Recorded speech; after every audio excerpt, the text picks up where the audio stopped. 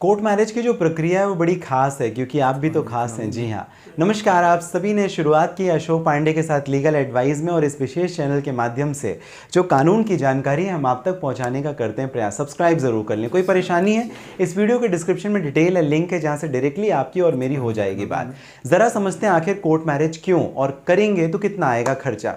सबसे पहले हम ज़रा बात करते हैं कोर्ट मैरिज। कोर्ट मैरिज की जब कभी भी बात हो या कभी आप करना चाहें या जब किसी से सुने तो ये ज़रूर ध्यान में रखें कि इसके लिए कानून है और जो कानून है उसका नाम है द स्पेशल मैरिज एक्ट 1954। इसी के कानूनी प्रावधानों के अंतर्गत जम्मू कश्मीर से कन्याकुमारी और यहाँ से लेके वहाँ तक पूरे भारत में जो शादी होती है वो स्पेशल मैरिज एक्ट के अंडर ही होती है। पहली बात। दूसरी बात, इसमें जो कानूनी प्रावधान है वो स्टेप बाय स्टेप हैं। जी हाँ, जिसमें सबसे पहली बात तो ये है कि लड़की और लड़के की जो उम्र है वो 18 साल के ऊपर लड़की की उम्र और 21 साल के ऊपर लड़के की उम्र होनी अनिवार्य है, ज़रूरी है। अब इसके कुछ स्टेप्स होते हैं।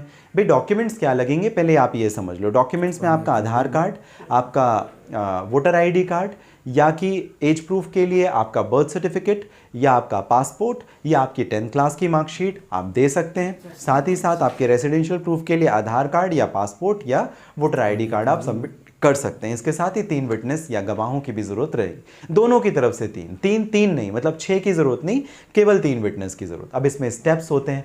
पहला स्टेप होता है नोटिस ऑफ मैरिज, मतलब आप शादी करना चाहते हैं ऐसा आप नोटिस दें। किसे? मैरिज रजिस्ट्रार को। आपके जो भी जुरिस्डिक्शन, जो भी कंसर्निंग जुरिस्डिक्शन है, जैसे मान लेते हैं कि अगर आप मुंबई में रह रहे हैं तो आपका मुंबई का एक जुरिस्डिक्शन है। जी हाँ, खार MTNL ऑफिस, वहाँ पर आप अपने मैरिज कंसर्निंग रजिस्ट्रार के पास में जाकर के अपनी शादी का एप्लीकेशन दे सकते हो।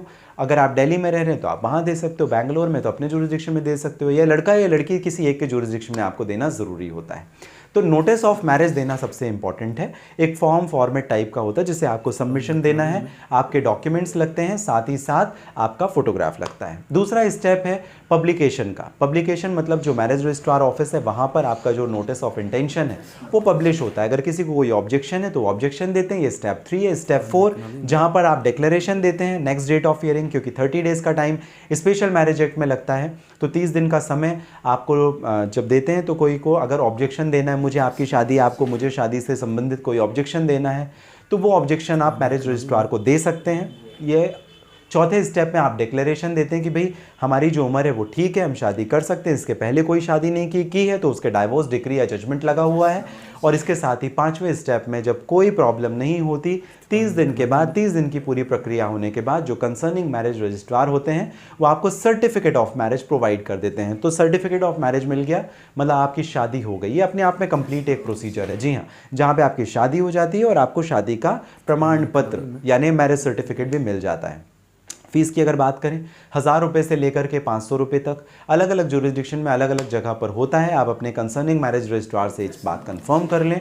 और अगर कोर्ट मैरिज आपको करनी है तो उसके काफ़ी सारे फ़ायदे हैं। क्या? सबसे पहले आपकी जो अनाप शनाप तमाम सारे खर्चे होते हैं ना, आप उससे बच जाते हैं। आपके रिश्तेदारों का खर्च, आने का, जाने का, खाने का, पीने का, रहने, तमाम सारे जो खर्चे हैं, लाखों लाख करोड़ों रुपए है, वो आपके बच जाते हैं। तो आपको करना ज़रूरी है। आपका धर्म कुछ और है, आपके रिलीजन कुछ और है, साथ ही साथ अगर आपकी कास्ट या कम्युनिटी कुछ और है, लड़का इंडियन, लड़की फॉरेनर, अगर आप शादी करना चाहते हैं सब होगा। लेकिन स्पेशल मैरिज एक्ट में ये ध्यान रखने वाली बात है। कोई प्रश्न आप बेशक कर सकते हैं, कमेंट बॉक्स में ज़रूर मेंशन करें। स्पेशल मैरिज एक्ट में आप जाएं, अगर आपके काफ़ी सारे बेनिफिट्स आप लेना चाहते हैं, आपको इसमें एक मैरिज सर्टिफिकेट भी मिल जाता है, तो अलग से भटकना नहीं पड़ता मैरिज सर्टिफिकेट के लिए। और जो प्रोसीजर है वो इतना कॉम्प्लिकेटेड नहीं है, ईजी है, उसमें डिफ़िकल्टी नहीं है। तो आप अगर स्पेशल मैरिज एक्ट में अगर अपनी शादी करते हैं तो काफ़ी अच्छा हो जाता है, बेहतर हो जाता है। एक अच्छा विकल्प है आपके लिए अगर आप स्पेशल मैरिज एक्ट में कोर्ट मैरिज करने की सोचें तो। आपको जानकारी कैसी लगी मुझे ज़रूर कमेंट बॉक्स में मेंशन कीजिएगा। साथ ही साथ कोई प्रश्न है आप मुझे पूछ सकते हैं। इस वीडियो के डिस्क्रिप्शन में डिटेल है, लिंक है, जहाँ से डायरेक्टली आपकी और मेरी हो जाएगी बात। स्वस्थ रहें, सुरक्षित रहें, इसी कामना के साथ मिलते हैं अगले वीडियो में।